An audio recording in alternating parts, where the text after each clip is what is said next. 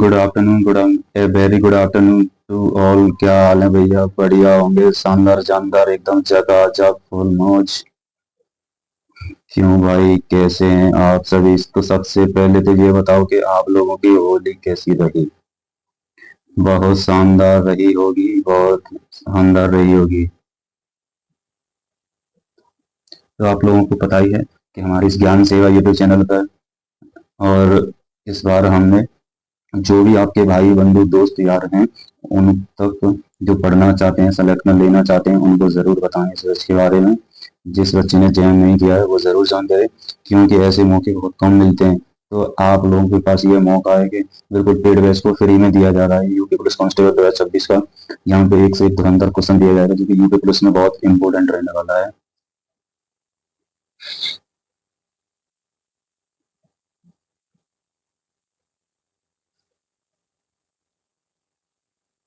नहीं करते हैं, अपना नया अध्याय चालू करते हैं। जैसा कि आप जानते हैं, नया दिन नया शुरुआत नए दिन के साथ शुरू करते हैं।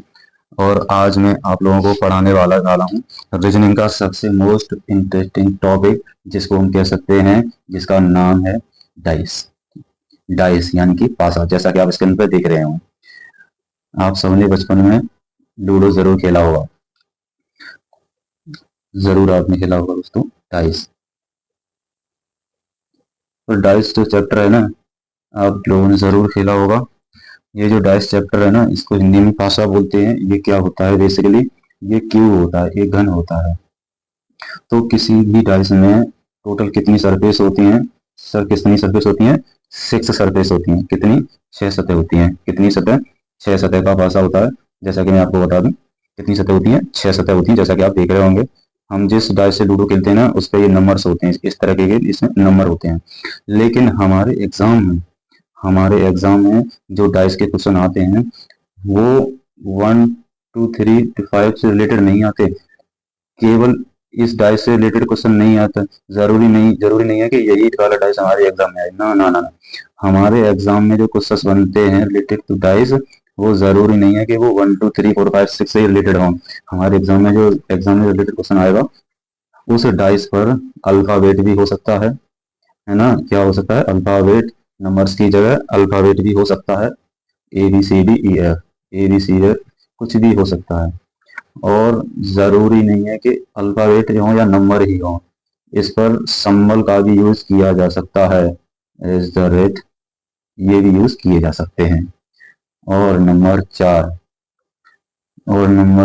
एक और क्वेश्चन, डायस का क्वेश्चन आ सकता है इस तरीके से। यहाँ 6 सतहों पर कलर को, जैसे रेड, ब्लैक, ग्रीन, रंग भी हो सकता है। और एक चीज भी बता दूं, नंबर 5, मैं आपको एक चीज भी बता दूं, अगर डायस में नंबर आ रहे हैं तो 1 2 3 4 5 6 7 में जरूरी नहीं। नंबर 10 भी हो सकता है, 25 भी हो सकता है, 30 भी हो सकता है, कुछ भी हो सकता है। इन द सेम वे मैं अल्फाबेट की बात करूं, मैं जरूरी नहीं कि ABC हो।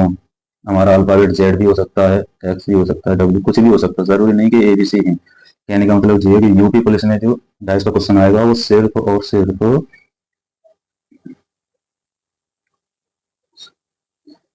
सिर्फ नंबर्स वाले क्वेश्चन नहीं आएंगे। ये डाइस का क्वेश्चन हमारे एग्जाम में आएगा तो नंबर्स के साथ साथ अल्फाबेट भी आएंगे। अल्फाबेट के साथ साथ सिंबल भी आ सकते हैं, और ये कलर भी आ सकता है, और इस तरीके के नंबर्स भी हो सकते हैं। इनमें से कोई भी नंबर हमारे एग्जाम में आ सकता है। अच्छा, एग्जाम में क्वेश्चन आते कैसे हैं इस चैप्टर से रिलेटेड? मुझे एक बात बताओ, ये जो डाइस आपके सामने है, आपके सामने ये जो डाइस है आपके सामने, ये बताओ एट ए टाइम इसकी कितनी सरफेस दिखाई देती हैं? इस डाइस की मुझे 3 सरफेस दिखाई दे रही है, लेकिन होती कितनी है? 3। दिखाई कितनी दे रही है? 3 सरफेस दिखाई दे रही है। एक तो दिखाई दे रहा है ये वाला, एक वाली ये दिखाई दे रहा है, और एक ये सतह दिखाई दे रही है। केवल एट ए टाइम आपको इस डाइस की 3 सरफेस दिखाई दे रही है। बाकी की जो 3 सरफेस हैं वो कहाँ है? वो छिपी हुई हैं। जैसे ये देख रहे हैं, एक इसके पीछे छुपी हुई होगी, एक इसके पीछे छुपी होगी, एक इसके नीचे छुपी होगी। तो एग्जैक्टली इस पूरे चैप्टर में क्या होता है, इन छिपी हुई सरफेस में ही हमको पता लगाना है कि कौन सी सरफेस कहाँ छिपी हुई है। तो ये पूछ लेता है कि इसके पीछे क्या होगा, इसके पीछे क्या होगा, इसके पीछे क्या होगा। जैसे 2 लिखा है, 2 के पीछे क्या होगा, किस सरफेस के पीछे कौन सी सरफेस है। इस चैप्टर में हमको यही पता करना होता है। तो हमें पूरे चैप्टर में हमें क्या पता करना है? तो हमें पता करना है अपोजिट सरफेसेस के बारे में। क्या? Opposite surface. तो हमें अपोजिट सरफेस के बारे में, हमें विपरीत सतह के बारे में पता होना बहुत जरूरी है। जब तक हमें विपरीत सतह के बारे में नहीं पता है, हम उत्तर नहीं दे पाएंगे। सर अब बात करते हैं कि अब एग्जाम में यूपी पुलिस में कितने तरह के क्वेश्चन बन सकते हैं, क्वेश्चन पूछे कैसे जाएंगे, ये अभी तक हमने डिस्कस नहीं किया।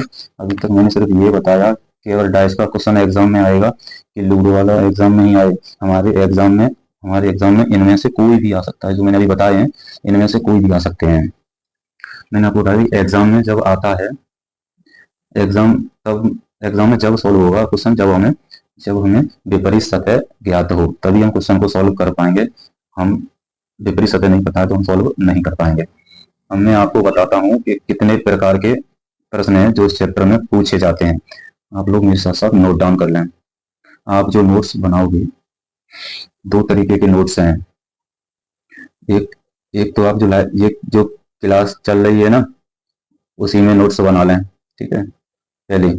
और फिर जब चैप्टर कंप्लीट हो जाए तब मैं आपको क्या दूंगा, मैं आपको चैप्टर कंप्लीट होने के बाद मैं आपको देता हूँ शॉर्ट नोट्स, ठीक है, चैप्टर खत्म होने के बाद, ठीक है। तो आपके ये दो नोट्स हैं, ये आपको, ये वाले आपको क्लास में पढ़ने हैं और ये चैप्टर खत्म होने के बाद पढ़ने हैं, ठीक है, ये दोनों। तो आपको ये शॉर्ट नोट्स के जरिए 5 से 10 मिनट में पूरे चैप्टर का रिवीजन कर लोगे। जो भी आपने 5-6 क्लासेस में पढ़ा होगा, सिर्फ 5 to 10 मिनट्स लगेंगे अपने पूरे चैप्टर को रिवीजन करने में। इसके अलावा ढेर सारी चीजें हैं जो हमारी तरफ से दी जाएंगी आपको। जैसे आपको प्रैक्टिस सेट दिया जाएगा, आपको PYQ प्रैक्टिस सेट दिया जाएगा। आपको मेरे टेलीग्राम चैनल है टेलीग्राम, उस पर PDF दी जाएगी और आपको टेस्ट PDF भी दी जाएगी टेलीग्राम चैनल पर। अगर आप क्लास की PNG लेना चाहते हो वो भी आपको मिल जाएगा, उसकी भी आपको PDF मिल जाएगी टेलीग्राम चैनल से, लिंक वीडियो डिस्क्रिप्शन में दे दूंगा। नंबर 1 क्लास PNG आपको मिल जाती है। नंबर 2 आपको ये शॉर्ट नोट्स मिल जाते हैं। नंबर 3 प्रैक्टिस सेट, ये PYQ मिल जाते हैं। 5 नंबर आपको टेलीग्राम पे मिल जाएंगे। 6 टेस्ट भी मिल जाएंगे। और इसके अलावा मैं आपको क्या कराऊंगा कि PYQ यूपी पुलिस में आए हुए हैं, यूपी पुलिस में जो भी आए हुए हैं PYQ के क्वेश्चन भी कराऊंगा। 2000 आपके 18 वाली भर्ती जो होगी वहां से लेकर 2024 तक जितने भी एग्जाम हुआ है वो भी, ठीक है। और मैं इस तरीके से कराऊंगा कि आपको यूपी पुलिस में अच्छे से स्कोर हो जाए। अगर हम रीजनिंग की बात करें तो रीजनिंग जो सब्जेक्ट है ना, वो एग्जाम ओरिएंटेड नहीं है, वो ईयर ओरिएंटेड है। वो ईयर ओरिएंटेड है। जैसे 2025 में जो भी एग्जाम में आए हुए हैं वैसे ही हर एग्जाम में आएंगे। जैसे 2025 में आए वही आगे आएंगे, वही 2026 में आएंगे। जो क्वेश्चन एग्जाम में आ जाए पहले एग्जाम में वही हर एग्जाम में आएंगे उसी तरीके के। तो रीजनिंग जो सब्जेक्ट है ना, वो एग्जाम ओरिएंट नहीं, वो ईयर ओरिएंट है। हमको ईयर के बेसिस पे पता होना चाहिए 2024 में रीजनिंग के कौन कौन से प्रश्न पूछे गए थे, 2025 में कौन कौन से क्वेश्चन पूछे गए थे, 2026 में कौन से प्रश्न पूछे गए थे। तो ये कहाँ पाएंगे, ये मैं PYQ क्लास में ही आपको बता दूंगा। तो मैं आपको बता रहा था, आप लोग अब मेरे साथ साथ नोट डाउन कर सकते हैं। मैं बता रहा था कि डाइस के कितने प्रकार के प्रश्न पूछे जाते हैं, कितने केसेस बन सकते हैं। तो सबसे पहले आप लिखिए केस फर्स्ट।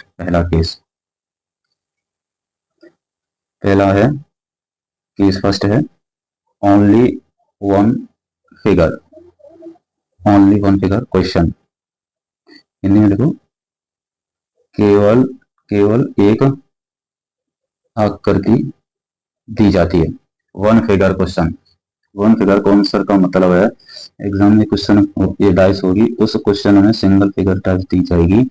सिंगल फिगर, जब आप एक सिंगल फिगर को देख रहे होंगे तो आप एट ए टाइम आपको कितनी सरफेस दिखेंगी, 3 सरफेस दिखेंगी, जैसे पहली, दूसरी, तीसरी, और उस पर कुछ कुछ नंबर भी आपको दिए जाएंगे। इस तरीके से एग्जाम में पूछे जाएंगे। ये है पहला केस। अब केस सेकंड नोट डाउन कीजिए। Only only two figures.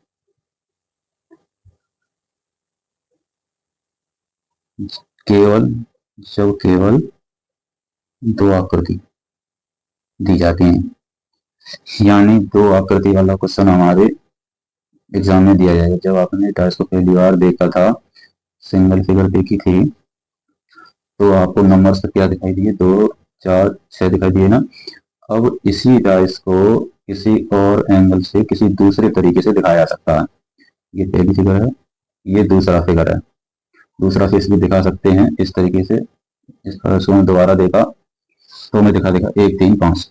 तो हमारे एग्जाम में 2 आकृति वाले क्वेश्चन आ सकते हैं। अब लिखो केस थर्ड। अच्छा केस थर्ड क्या बनेगा जरा बताना कमेंट करके। पहला केस बना आपका, पहला केस केवल एक आकृति वाला, दूसरा आपका बना केवल 2 आकृति वाले। देख रहे होंगे पहला केस बना वो 1 फिगर वाला, 2 नंबर वाला 2 फिगर। तीसरा केस क्या बनेगा जरा सोच करके बताना क्या बनेगा। आप सोच रहे होंगे 3 फिगर क्वेश्चन 4 बनेगा 4 क्वेश्चन, ऐसे तो चैप्टर ही खत्म नहीं होगा है ना। क्यों ना, चैप्टर ही नहीं खत्म होगा इस तरीके से, ऐसे केसेस बनते हुए तो ऐसे नहीं बनते। जो यहाँ पे तीसरा केस बनेगा वो बनेगा more than two, more than two. जब हमारे एग्जाम में 2 से ज्यादा आकृति आ जाए, 2 से ज्यादा आकृति दी जाए, यानी कि 3 आकृतियों का क्वेश्चन, 4 आकृतियों का क्वेश्चन, इस तरीके है ना। 3 फिगर का हो सकता है, 5 फिगर का हो सकता है, 6 फिगर का हो सकता है। तो ये तीनों जो केस हैं, केस 1 की बात करूं, केस सेकंड की, केस थर्ड की बात करूं, ये जो तीनों केस है ना वो क्यूबी फॉर्म में, जब जो एग्जाम में जो क्वेश्चन आएगा ना डाइस में, इस तरीके के क्यूबी फॉर्म में आपको दिखाई के देंगे। जैसा कि आप देख रहे होंगे इस तरीके के क्वेश्चन देखेंगे, जब 1 फिगर हो चाहे 2 फिगर चाहे मोर देन फिगर। ये क्वेश्चन एग्जाम में बनता है जब जब डाइस क्यूब फॉर्म में न होकर कुछ इस तरह की आकृति में होता है ओपन फिगर। जब मैं इसको फोल्ड करूंगा ना तो ये फिगर भी फोल्ड होके एक क्यू की फिगर ही बन जाएगा, जैसे आप देख रहे हैं। ये भी फोल्ड होके ना ये भी क्यू की शेप में आ जाता है। देख रही है ना ये क्यू की शेप आपको। ये आपका चौथा केस है ओपन फिगर वाला, ये चौथा केस है। अगर मैं इसी को फोल्ड कर देता हूं तो ये भी शेप इस तरह की बन जाती है। तो ये बन जाएगा मेरा केस 4, चौथा केस बन जाएगा ये केस 4। इसे बोलेंगे ओपन फिगर क्वेश्चन, जब हमारे एग्जाम में खुली हुई आकृति दी जाए, ऐसे खुली आकृति, खुली हुई, खुली हुआ पासा, खुला हुआ पासा, ठीक है। इस एक और केस बनता है इस चैप्टर में 5 नंबर लास्ट, ना तो क्यूबिक फॉर्म होगी और ना ही ओपन फिगर होगी, वो केवल लैंग्वेज फिगर होगी, वो केवल लैंग्वेज फिगर होगी, लैंग्वेज बेस्ड होगी, भाषा पर आधारित, भाषा पर आधारित। ये एक ऐसा प्रश्न होगा, पहले क्वेश्चन को पढ़ पाओगे तभी आप सोल्व कर पाओगे। इस क्वेश्चन में आपको कोई फिगर दिखाई नहीं देगा, ना कोई सर्विस मिलेगा ना कोई सर्विस। अच्छा एक चीज बताओ, ये जो केस सेकंड है, ये जो सेकंड केस आप देख रहे हो, इस 2 फिगर क्वेश्चन के अंदर हमें 2 फिगर दिखाई दे रहे हैं, 2 फिगर हमें दिखाई दे रहे हैं ना। क्या आप बता सकते हैं कि इन दोनों फिगरों में कितनी कितनी सर्फेसें हो सकती हैं। कहने का मतलब ये है इन तीनों में से कौन सी सर्फेस है जो एक रिपीट हुई है। आप देख रहे हो कि एक भी जो है इन तीनों में से कोई भी रिपीट हुई हो, देयर इज नो कॉमन। जब भी हमारे 2 सतह वाला आएगा तो क्या दोनों में नो ही कॉमन पाएगा और 2 सतह आएंगे, ये तो जरूरी नहीं है। जब भी 2 फिगर का क्वेश्चन आएगा कि दोनों में, दोबारा से आप नोट डाउन करो के सेकंड वाले को फिर से नोट डाउन करो। 2 फिगर, जब एग्जाम में 2 आकृतियां दी जाएंगी उसको दोबारा से लिखो, क्योंकि जब 2 आकृतियां दी जाएंगी उसके अंदर भी कई सारे केसेस बनेंगे। ऐसा नहीं है कि दोनों आकृतियों में हमेशा एक भी कॉमन ना हो। सबसे पहला केस क्या बना, पहला बनेगा नो कॉमन।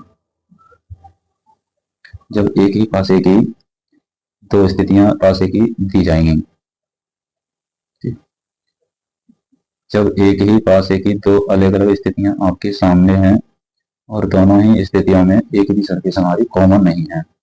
आप देख सकते हो पहली बार पासे को जब देखा, पहले पासे में 1 2 3 दिखाई दिया, दोबारा जो पासा में देखा तो उसमें 4 5 6। और इन एग्जाम्पल जैसे मैं आपको बता दूं, ये जो डाइस है ये आप दिख रहे होंगे, इस पर नंबर्स क्या है, तो आप पे नंबर दिखाई दे रहे होंगे 1 2 और 3, है ना, ये दिख रहे हैं। अब इसके पीछे सतह पर क्या है, अगर मैं इसी को दूसरे एंगल से देख रहा हूँ ये इस तरह की, तो इसमें क्या दिख रहे हैं 4 5 6, यानी कि एक ही डाइस को दो अलग अलग पोजीशन में आपने देखा, कुछ भी कॉमन दिखाई नहीं दिया। ये सबसे पहला केस है। लेकिन ये जरूरी नहीं कि हर बार ऐसा ही होगा, ऐसा भी हो सकता था कि इन तीनों में से एक नंबर मुझे रिपीट होता हुआ दिखे, वन कॉमन। ऐसा हो सकता था कि इन तीनों में से एक नंबर दोबारा से रिपीट हो जाए। फॉर एन एग्जाम्पल, इससे पहली बार जब डैश को देखा 1 2 3, फिर से इस डिवाइस को देखा, तो इसमें से कोई भी नंबर रिपीट हो, यानी कि 2। यहाँ पर 2 दोबारा रिपीट हुआ। यहाँ पर वन कॉमन का जो क्वेश्चन है, जरूरी है कि ये 2 इसी सरफेस पे हो, वो किसी भी सरफेस पे हो सकता है, 2 इस सरफेस पे हो सकता है और 2 इस सरफेस पे हो सकता है। एक और केसेस इसमें बन सकता है, एक एक नंबर की जगह और भी नंबर रिपीट हो जाए। जरूरी नहीं कि एक ही नंबर रिपीट हो, ऐसा भी हो सकता था कि 2 नंबर फिर से भी रिपीट हो जाए, ऐसा भी तो हो सकता है। अच्छा, मेरा जो पढ़ाने का तरीका है ना, मैं आपको बता दूं, हम पढ़ाते हैं बेटा इस तरीके से, एग्जाम छूटेगा नहीं।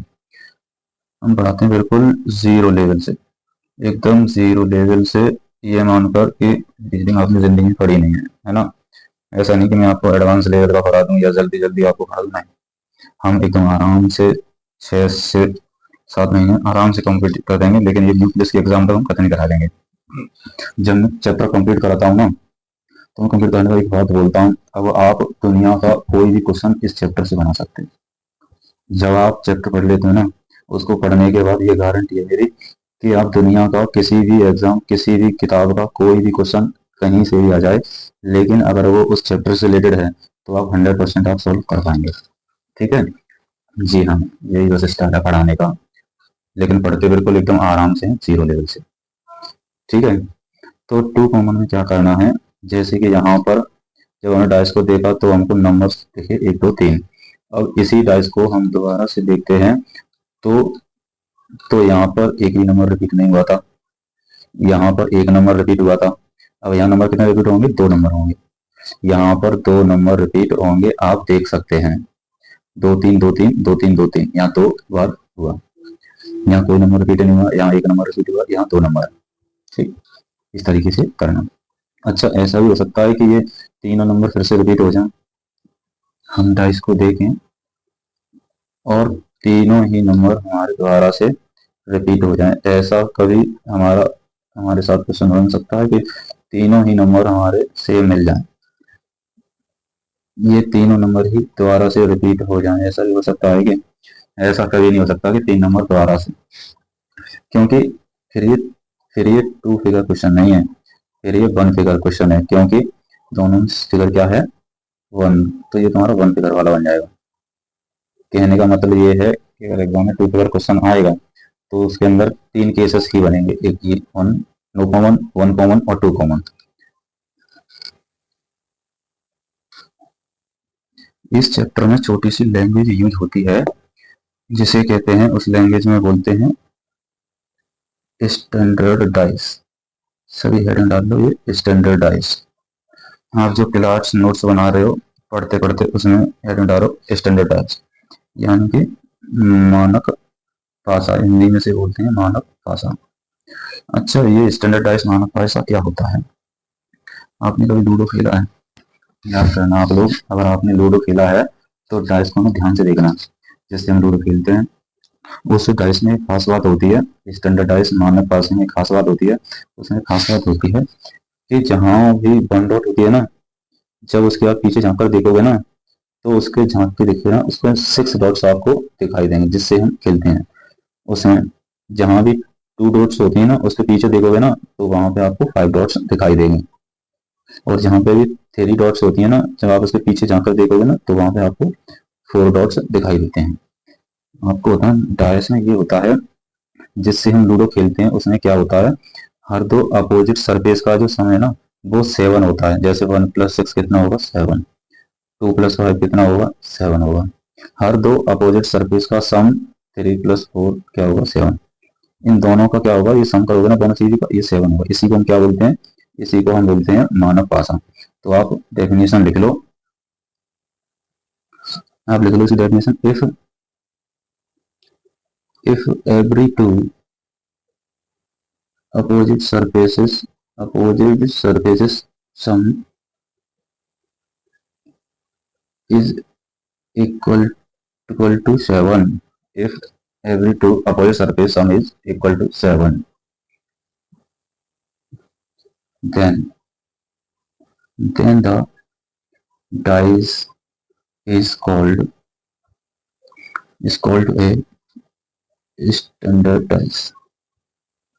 a standard dice. Then the dice is called a standard dice. यदि यदि यदि प्रत्येक दो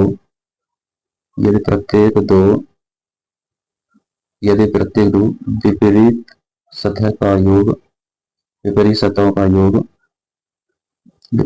योग 7 है, तब उस पासे को मानक पासा कहते हैं। यदि प्रत्येक दो विपरीत सतहों का योग 7 है, तब उस पासे को मानक पासा कहते हैं।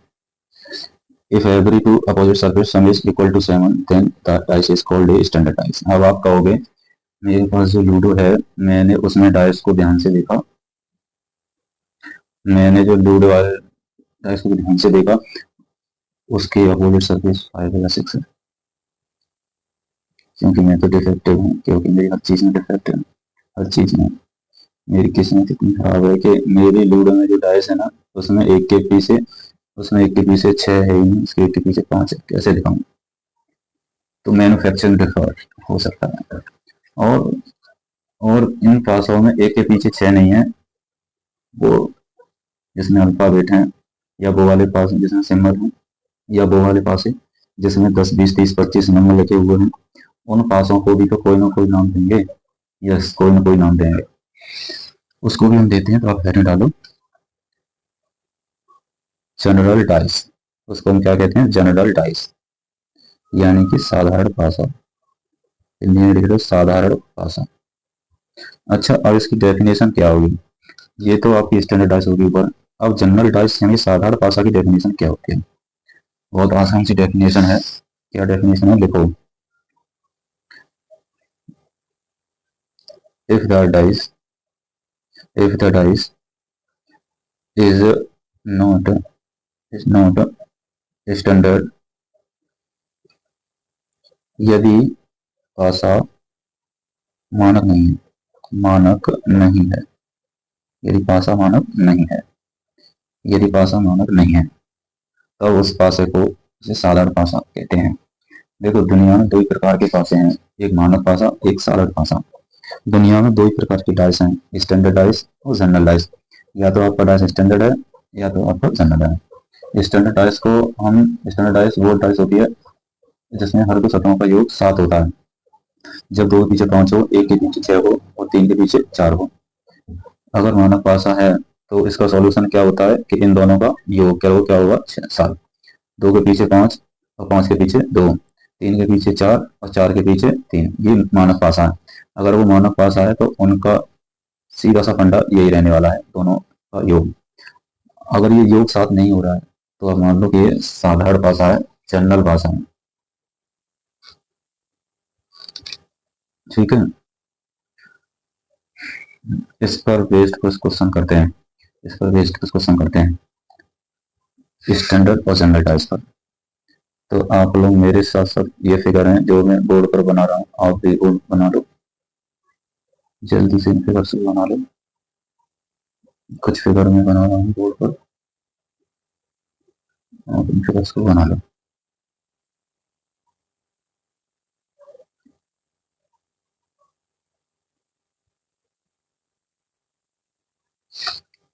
आपको पहचानना है ये जनरल डाइस है कि स्टैंडर्ड डाइस, ये मानक भाषा है, साधारण भाषा है। 2, 3, 4, 2, 5, 4, 1, 6, 3,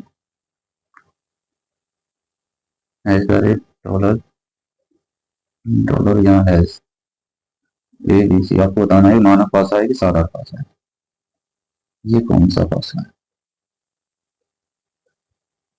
आपको ये पहचानना है।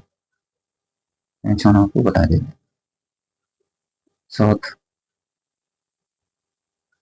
8, 8, 9, 9 और 10। 1 2 3 4 5 6, 1 3 5, 2 4 6, 1 2 1 2 4। ये बताओ इनमें से कितने मानव पासे हैं कितने साधारण पासे हैं। इनमें से बताना है आपको कितने साधारण हैं कितने मानव हैं, कितने पासे साधारण हैं। मेरे दोस्तों मेरे भाइयों, अब इसमें बताना है, अब इसमें देखना है, अब इसको पहचान करेंगे। यहाँ पे देख रहे होगे इनका योग हो रहा है 3 के साथ 4, लेकिन यहाँ क्या है, ये पड़ोसी सतह है कि 4 हैं। ऐसा भी सकता है 2 के पीछे 5 हो, 3 के पीछे 5 हो, या 4 के पीछे हो सकता है कि नहीं। लेकिन क्या करना है, फिर भी ये मानव पासा इसलिए नहीं बन पाएगा क्योंकि मानव पासा बनने के लिए 2 के पीछे 5 होना चाहिए, 3 के पीछे 4 होना चाहिए, और इसके साथ साथ 1 के साथ साथ 6 होना चाहिए। अगर मान लो 4 दोबारा आ गया तो 1 के पीछे 6 कभी नहीं आ पाएगा। इसीलिए ये पासा कभी भी मानव पासा नहीं बन सकता। ये 100% ये क्या है, जनरल डाइस है, यानी कि साधारण पासा है। यानी कि मानव पासा बनने के लिए 1 के पीछे 6, 2 के पीछे 5 और 3 के पीछे 4 होना चाहिए। सर ये भी पासा कभी मानव नहीं बन सकता क्योंकि 2 के पीछे 5 आ सकता है, यहाँ पड़ोस में है। 2 के पीछे 5 आना चाहिए, ये भी क्या है, जनरल डाइस है। ये भी एक जनरल डाइस है, तो ये भी क्या है, एक जनरल डाइस है क्योंकि 1 के पीछे 6 होना चाहिए, ये इसके साथ में 6, तो ये भी क्या है, जनरल डाइस। सर ये भी एक जनरल डाइस है। स्टैंडर्ड डाइस में तो 1 6 1 6 4 इस तरीके से यहाँ सिंबल, ये भी एक जनरल डाइस है क्योंकि स्टैंडर्ड डाइस में तो 1 2 3 4 6 होते हैं, ये तो ABCD सिंबल और ABCD हर समय जनरल होंगे। यानी कि 1 से लेकर 5 तक ये सभी क्या है, जनरल यानी साधारण पासा है। बताओ यहाँ पे कोई दिक्कत, कोई कंफ्यूजन, कोई कंफ्यूजन है। अब हम बात करते हैं पासा नंबर 6 के। पासा नंबर 6 है, ये स्टैंडर्डाइज है, ये मानक पासा है। ये मानक पासा या स्टैंडर्डाइज ऐसी है क्योंकि 1 के पीछे 6 है, 2 के पीछे 5 है, 3 के पीछे 4 है। आप एक बात बताओ, आपको कैसे पता चला कि स्टैंडर्ड है। हाउ डू यू नो कि 1 के अपोजिट 6 है, 2 के अपोजिट 5 है और 3 के अपोजिट 4 है। आप कैसे जानते हैं। आप क्या पीछे झांक कर देख रहे हैं कि 1 के पीछे क्या है। अगर मैं आपको डाइस की एक सिंगल फिगर दिखाऊं, जैसा कि आप देख रहे हैं एक्चुअली यही है, क्या आप आपके सामने, अब ये बताओ इस फिगर में, बताना जरा, इसके ये है, ए के पीछे क्या है, क्या आपको दिखाई दे रहा है सिंगल फिगर में। अगर सिंगल फिगर का डाइस हमारे सामने है तो हम कैसे डिसाइड करेंगे कि अपोजिट क्या है। डिसाइड नहीं कर सकते मेरे भाई, नहीं डिसाइड कर सकते, कभी डिसाइड नहीं कर सकते। अच्छा मैं एक चीज और बता दूं, इन बच्चों के एग्जाम आ रहे हैं जल्दी,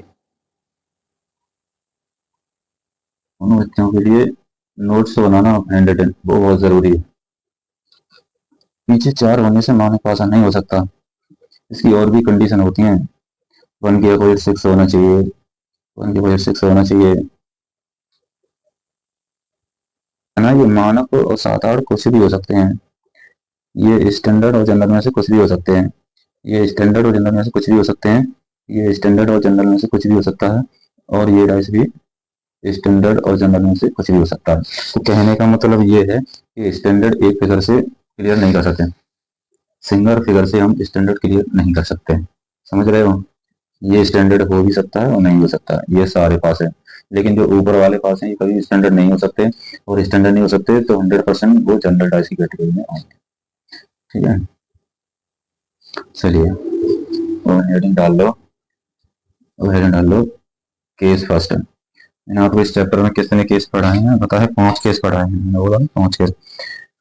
इस चैप्टर में कितने केस बनेंगे, तो 5 केस बनेंगे। तो पहला केस डालो, केस फर्स्ट, 1 फिगर क्वेश्चन डालो, 1 फिगर क्वेश्चन।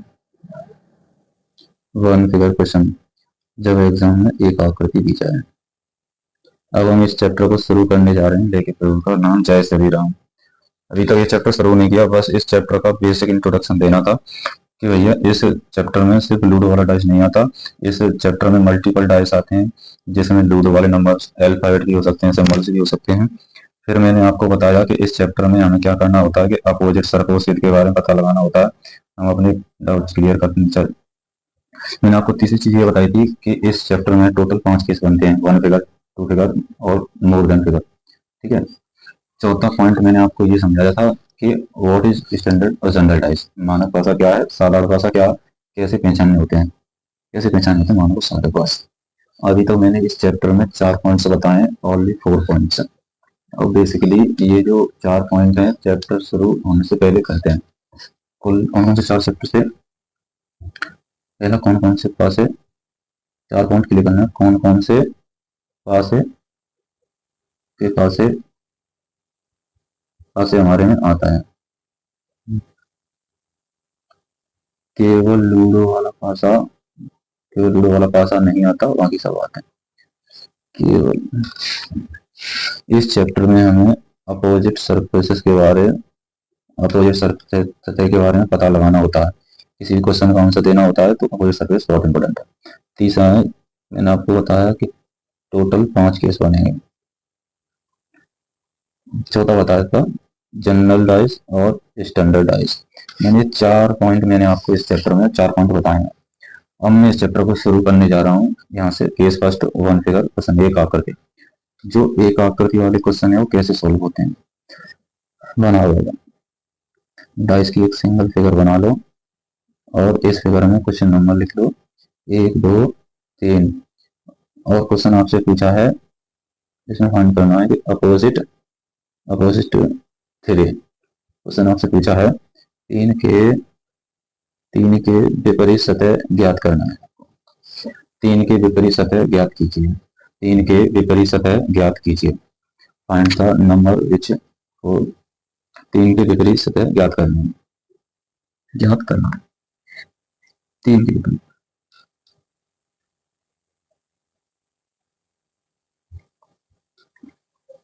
अब ये जो वन फिगर वाला क्वेश्चन है कैसे सोल्व करें, वही वन फिगर वाले क्वेश्चन को ऐसे सोल्व नहीं कर सकते, इसको इतने हल्के मत लो। यहाँ पर तुम बता ही नहीं सकते कि 3 के विपरीत क्या है। इसको सॉल्व करने का तरीका क्या है, मेथड क्या है, ध्यान से सुनना। ये जो 3 नंबर है ना, ये तीनों नंबर ही हमेशा एक साथ रहेंगे, 1 2 3। और इन तीनों नंबर के विपरीत बाकी के जो तीनों में से कोई भी नंबर आ सकता है जो हमारे रह गए हैं।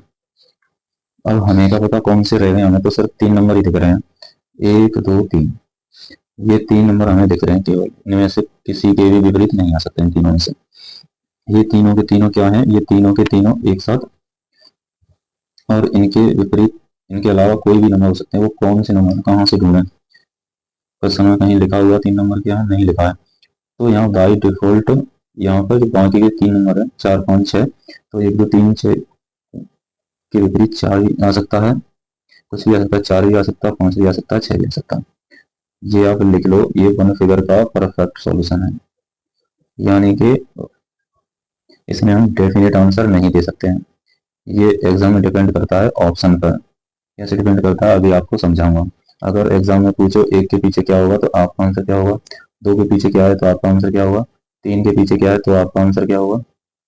और एग्जाम में पूछे 4 के पीछे पूछे तो क्या आंसर होगा, 5 के पीछे पूछे तो क्या आंसर होगा, और 6 के पीछे पूछे तो आपका आंसर क्या होगा, ये आपको बताना है।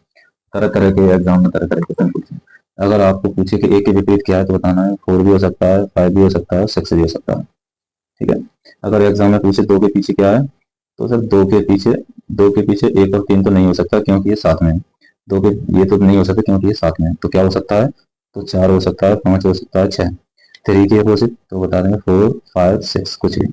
अगर मैं पूछूं 4 के पीछे क्या है, तो 4 के पीछे 1 2 3, तीनों भी छिपे हुए ना, वो भी एक दूसरे के अपोजिट नहीं जा सकते। 4 के पीछे 5 6 कभी नहीं होगा, 1 2 3 में से कुछ भी हो सकता है। एक का सेम है, 5 के पीछे भी 1 2 3 में से कुछ भी हो सकता है, और 6 के पीछे भी 1 2 3 में से कुछ भी हो सकता है। ये सॉल्यूशन नोट डाउन कर लो वन फिगर के लिए। ये सॉल्यूशन से हम सॉल्यूशन से दिए गए एग्जाम में क्वेश्चन बनाते हैं। लेकिन एग्जाम में जो क्वेश्चन आता है ना वो ऑप्शन डिपेंडेंट होता है। With the help of option हम अपने प्रश्न का उत्तर दे सकते हैं, ऑप्शन से दे सकते हैं। कैसे? ये अपना सबसे पहला क्वेश्चन था वन फिगर का, अब वन फिगर का दूसरा क्वेश्चन। अब मैं आपको बताऊंगा with the help of option, option की हेल्प से कैसे सॉल्व करते हैं। द हेल्प ऑफ ऑप्शन, जैसे जैसे ऑप्शन बदलेंगे आपके आंसर भी बदलेगा। ठीक है, सिंगल डाइस, और इस डाइस पर कुछ नंबर्स दिए गए हैं 2 4 6, और आपसे पूछा है find the number opposite to, आपसे पूछा है कि भैया 3 के विपरीत सतह ज्ञात कीजिए, 3 के विपरीत सतह ज्ञात कीजिए। Find the number which is opposite to 3, 3 के विपरीत सतह ज्ञात करो। अब यहाँ पे मुझे कुछ ऑप्शंस दिए। पहला ऑप्शन 3 के विपरीत 2 है, दूसरा है 3 के विपरीत 4 है, या 3 के विपरीत 6 है, चौथा ऑप्शन या तो 2 है या 4 है या 6 है। पहला ऑप्शन, एक ऑप्शन पहला, बी ऑप्शन 5 हो सकता है, सी 1 या 5, या चौथा option can not be determine, पता नहीं हो सकता। इस तरीके के ऑप्शन दे रखे हैं। और भी ऑप्शन आ सकते हैं। पहला ऑप्शन 3 के पीछे 1 या 5, दूसरा ऑप्शन 3 के पीछे 2 है, तीसरा ऑप्शन 2 या 4 है, चौथा ऑप्शन 3 का पीछे एक यहाँ कैन नॉट बी डिटरमाइन। और भी ऑप्शन आ सकते हैं। 3 के पीछे 1 है, 3 के पीछे 5 है, 3 के पीछे 2 है, या 3 के पीछे 1 है 5 है। कुछ भी हो सकता है। और भी हो सकता है 3 के पीछे 2 है, 4 है, 6 है, 1 है। ठीक है, according to given the option best option choose करना। जब तक हम बेस्ट ऑप्शन चूज नहीं करेंगे एग्जाम में तब तक हमें मार्क्स नहीं मिलते। मार्क्स तभी मिलते हैं जब हम बेस्ट ऑप्शन चूज करते हैं, बिना बेस्ट ऑप्शन के मार्क्स नहीं मिलते। समझ रहे हो?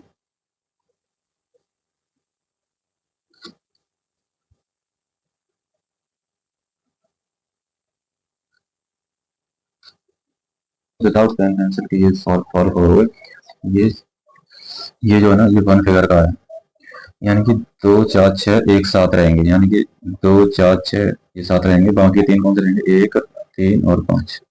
हमसे पूछा है फाइंड द, यानी कि 3 के विपरीत पूछना है। तो ये 3 के विपरीत क्या होगा? तो 3 के विपरीत 2 4 6 में से कुछ भी आ सकता है।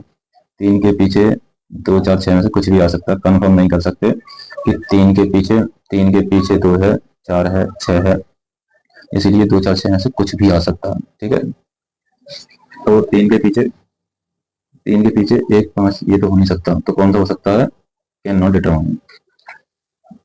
और इसके पीछे 1 5 तो आ नहीं सकता, 2 आने की संभावना है, एक तो आएगा ही नहीं, तो ऐसे में हम चूज करते हैं, ऐसे सिचुएशन में कैन नॉट डिटरमाइन।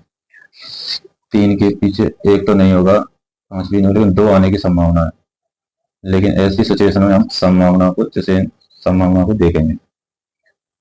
ठीक है, यहाँ तो कैन नॉट डिटरमाइन है, लेकिन यहाँ नहीं, ये तो होगा नहीं। ठीक है, अब यहाँ पे 3 के पीछे क्या आएगा? 3 के पीछे 1 तो आएगा नहीं, 3 के पीछे या तो 2 होगा या 4 होगा या 6 होगा। अब हम कौन सा ऑप्शन चूज करेंगे? ये तो 2 का होगा हमारे साथ, 2 हो सकता है, 3 के 4 भी और 6 भी। इसका मतलब एग्जामिनर ये चाह रहा है कि कोई भी एक ऑप्शन चूज करो, और कोई भी एक ऑप्शन चूज करने का मतलब है इसको बाई डिफॉल्ट एज्यूम करना पड़ेगा कि अभी ये मानक पास आया। कौन सा? ये मानक पास आया, और इसको मानकर हम आंसर दे देंगे। क्या दे देंगे? कि 3 के पीछे 4 होगा। ठीक है, मानक पास मान के हम ऑप्शन के अकॉर्डिंग हम, एक बार आंसर क्या है? 4 है, एक बार आंसर क्या है? 2 है, एक बार क्या है? No determine. तो ऑप्शन के हिसाब से हम अपना आंसर बदल सकते हैं। सिर्फ कॉन्सेप्ट पता होने से बात नहीं बनती। परफेक्ट ऑप्शन जब तक नहीं चुनोगे तब तक सिलेक्शन पॉसिबल नहीं है। तो परफेक्ट ऑप्शन चूज करना हमें आना चाहिए। तो कहने का मतलब ये है, वन फिगर जो क्वेश्चन है ना, वन फिगर की एक तकलीफ ये है वन फिगर की, कि यहाँ पर परफेक्ट आंसर तो निकलता नहीं है वन फिगर क्वेश्चन में। तो इसमें ऑप्शन डिपेंडेंट होते हैं वन फिगर। क्या होते हैं? Option dependent.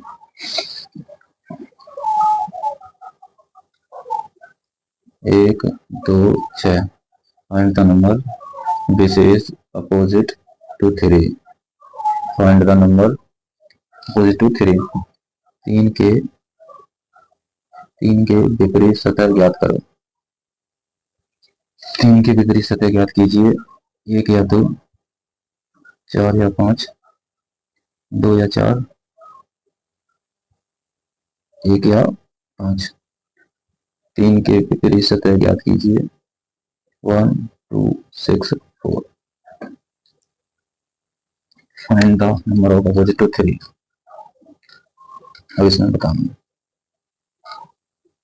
वन फिगर में कभी भी डेफिनेट आंसर नहीं आता। ये जो तीनों नंबर है हमेशा एक साथ रहेंगे, 1, 2 और 6। और इन तीनों नंबर के विपरीत बाकी के 3 नंबर हो सकते हैं। और बाकी के 3 नंबर कौन से हैं? 3, 4 और 5। बाकी के 3 नंबर कौन से हैं? 3, 4 और 5। हमसे पूछा है find the number of opposite to 3। 3 के पीछे क्या है? तो ये 3 के पीछे 1 भी हो सकता है, 2 भी हो सकता है और 6 भी हो सकता है ना। 3 के पीछे कभी भी 5 नहीं हो सकता, 4 नहीं हो सकता, 5 नहीं हो सकता। तो क्या होगा? इधर 1 और 2। 3 के पीछे क्या होगा? 1 हो सकता है और 2 होगा, है ना। अब बात करते हैं, 3 के पीछे 1 है, 2 है, 6 है।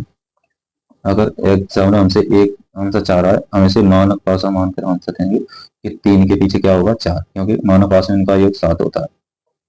ठीक है, पिछले क्वेश्चन में हमने देख रहा हूँ मान पासा मान के आंसर दिया था। इस क्वेश्चन में दोस्तों मान पासा नहीं मान सकते, क्योंकि मान पासा ही नहीं, क्योंकि यहाँ देख रहे हो ये एक है, एक के पीछे 6 होता, लेकिन ये बगल में है, पड़ोस में, तो इसे हम मानव पासा तो मान ही नहीं सकते, क्योंकि यहाँ 3 और 4। तो ये क्या है? ये हमारी प्रिंटिंग मिस्टेक है। क्या है? हम इसे मानव पासा नहीं मान सकते। ठीक है, ये क्या है? ये प्रिंटिंग मिस्टेक है। ठीक है, ये क्या है? ये प्रिंटिंग मिस्टेक है। पिछले क्वेश्चन में हमने मानव पासा ये मान लिया था, क्योंकि यहाँ पे कोई पड़ोसी सतह का योग 7 नहीं था, लेकिन यहाँ क्या है? पड़ोसी सतह का योग 7 है। फटाफट से एक और क्वेश्चन का आंसर दो।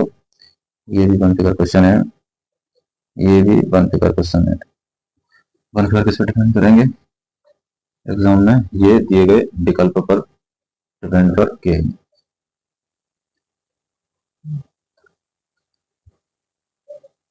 Find the number of find the number of opposite to B, opposite to B. और यहाँ पर कुछ ऑप्शंस यहाँ पर दिए हैं, ए एफ, सी इधर डी, सी इधर D, E can not be determine, पता नहीं क्या। फाइंड द लेटर, पी के विपरीत क्या होगा, है ना। बी के विपरीत बताना, बी के विपरीत क्या होगा। तो ए बी जो एफ है इसकी विपरीत बताना है, इसकी विपरीत क्या हुआ? तो क्या हो सकता है? सी डी और ई। ठीक, सी डी और ई। जब भी वन फिगर हमारे एग्जाम में आएंगे तो वन फिगर में हम डेफिनेट आंसर नहीं दे सकते हैं, वहां पर आंसर जो होगा वो ऑप्शन डिपेंडेंट होगा। तो आज हमने क्या क्या चीजें पढ़ी हैं, एक बार में क्विक रिवीजन करवा देता हूँ। सबसे पहला पॉइंट मैंने आपको बताया, हमारे एग्जाम में कौन से पासे हैं, कौन से पासे जो यूज हो रहे हैं, क्या जो लूडो वाला पासा है कि कोई और पासे है। दूसरा पॉइंट मैंने ये बताया कि इस चैप्टर को सॉल्व करने के लिए विपरीत सतहों के बारे में पता होना जरूरी है। तीसरा पॉइंट मैंने ये बताया कि इस चैप्टर में टोटल 5 केसेस हमारे बनेंगे। चौथा पॉइंट मैंने बताया what is standard and generalize. एक पांचवा पॉइंट हमने पढ़ा केस फर्स्ट, कौन सा? One figure question. तो वन फिगर क्वेश्चन में हमने क्या चीज पढ़ी? हमने पढ़ा पहला क्वेश्चन। ठीक है, वन फिगर हमने हमने जाना इसमें कि कोई भी सतह किसी के विपरीत जा सकते हैं। ठीक है, डेफिनेट आंसर नहीं होता वन फिगर में। और ये क्वेश्चन किस पे डिपेंड करता है? दिए गए ऑप्शन पे डिपेंड करता है। तो आज की क्लास में हमने 5 पॉइंट ये डिस्कस किए हैं। चैप्टर जो हमारा मेनली स्टार्ट हुआ है वो यहाँ से हुआ है। ठीक है, तो इस चैप्टर को फिर आगे वीडियो कर देंगे। आज के लिए इतना ही, मिलते हैं नेक्स्ट वीडियो में।